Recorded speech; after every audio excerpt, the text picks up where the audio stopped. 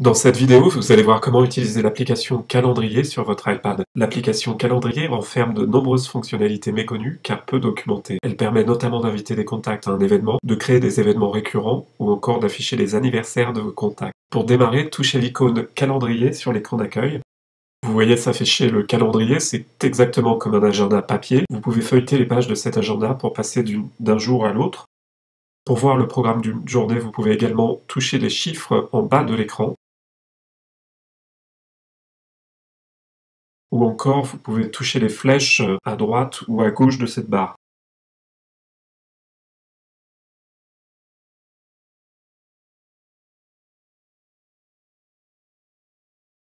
Pour revenir à la date d'aujourd'hui, touchez Auge à gauche, en bas à gauche de l'interface. Ensuite, vous pouvez changer l'apparence de cet écran avec la barre du haut et afficher l'agenda à la semaine, l'agenda au mois ou encore à l'année, ou sous la forme d'une liste d'événements.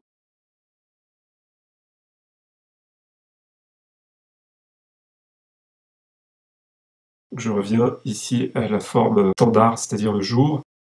Et pour revenir au jour d'aujourd'hui, je touche aujourd'hui, en bas à gauche. Pour créer un événement, touchez le plus en bas à droite de l'interface, tout en bas à droite. Une fenêtre s'affiche pour pouvoir indiquer les détails de cet événement, donc vous pouvez entrer avec le clavier virtuel le titre de cet événement.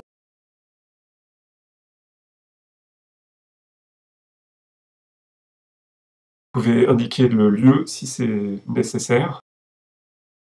Ensuite, touchez la date en dessous. Et pour indiquer à quelle date et à quelle heure commence cet événement, faites glisser vers le bas ou vers le haut, enfin plutôt vers le bas pour une date dans le futur. Vous faites glisser pour la date et également pour l'heure, vous pouvez faire glisser vers le haut ou vers le bas, et aussi pour les minutes.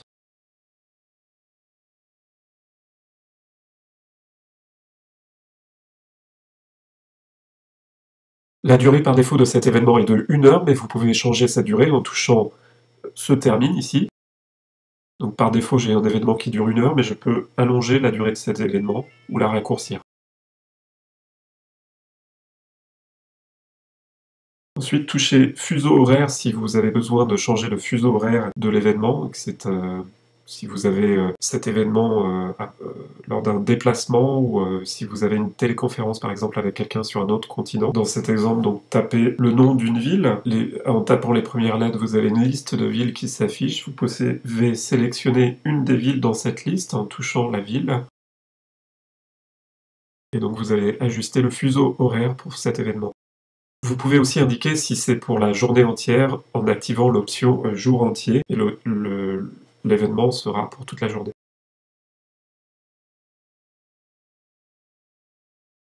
Une fois l'événement créé, vous pouvez toucher OK en haut à droite de cette fenêtre et encore une fois OK.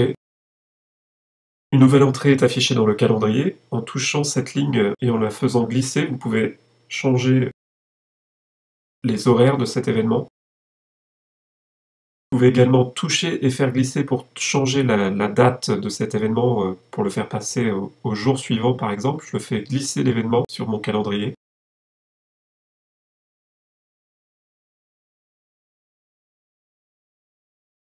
Et je peux faire glisser l'événement pour le mettre à une heure différente.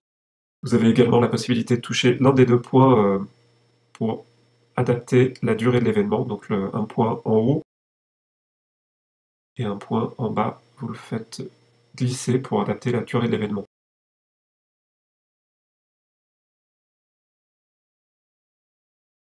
Si vous touchez cet événement dans votre agenda, la fenêtre de détail s'affiche et vous pouvez éditer les détails de cet événement. Vous pouvez créer des événements récurrents. Pour cela, touchez Récurrence dans la fenêtre de détail.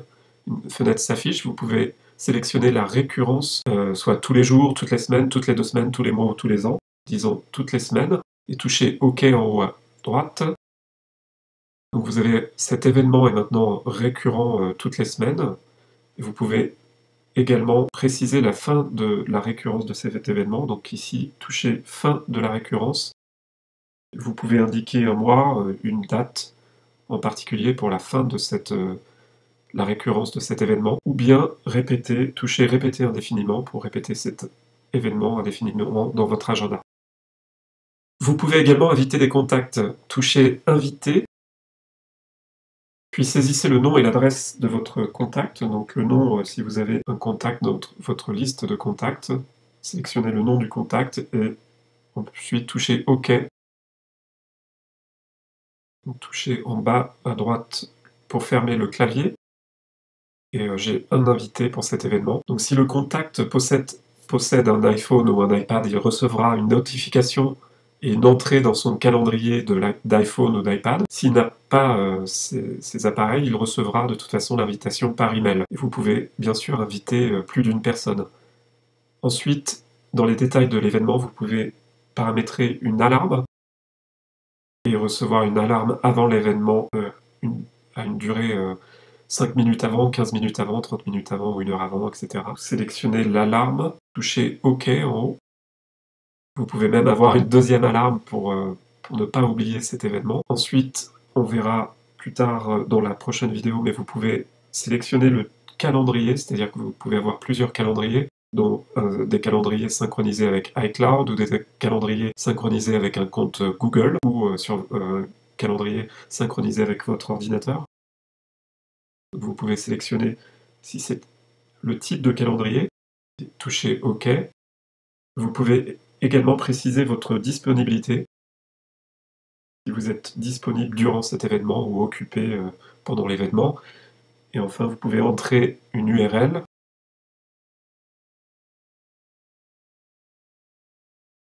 Et des notes concernant cet événement. Donc une fois que vous avez terminé d'éditer cet événement, tapez OK.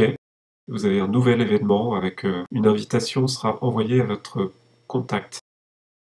Donc pour supprimer l'événement, vous pouvez toucher l'événement dans ce calendrier et dans la fenêtre de détail, faites défiler vers le bas.